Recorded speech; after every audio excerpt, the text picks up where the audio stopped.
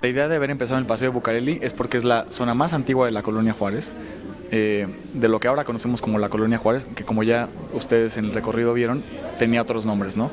Dependiendo de las secciones en las que se encontraba, pero pues eso es lo más antiguo y es el origen de la colonia, son los límites con el centro histórico y es un paseo colonial.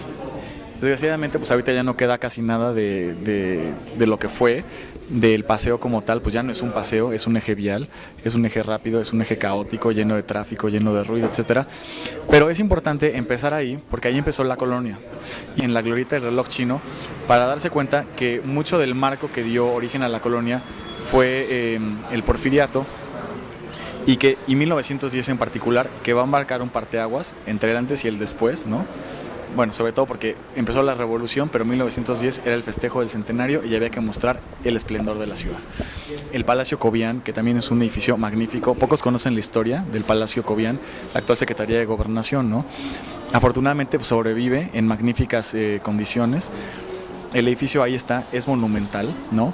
Y da como muy buena idea del eclecticismo de la época, ¿no? Y esta aspiración de volver a la sociedad y a la arquitectura y a los gustos, pues muy europeos.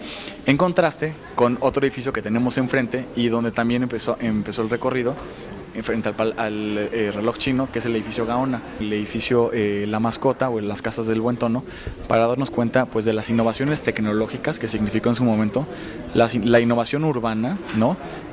Cómo se trae el fenómeno de las haciendas a la ciudad, que es interesantísimo, entender cómo esta triangulación de complicidad bastante positiva que dieron origen al edificio entre Miguel Ángel de Quevedo, Porfirio Díaz, Ernesto Pujibet, y los ideales que se perseguían en la época, ¿no? De higiene, comodidad, salubridad, etc. Los edificios que aún sobreviven, así como el que está en la esquina de Versalles y Berlín, que parece la Casa de las Brujas, pues sí, porque es el mismo ingeniero que hizo los dos, ¿no?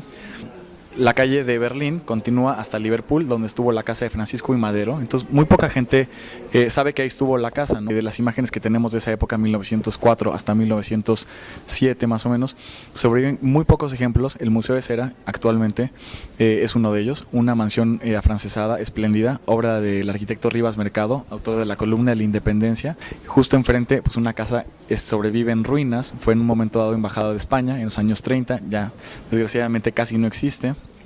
Está intestada, invadida en estos momentos y pues realmente sobrevive nada más el cascarón de la casa.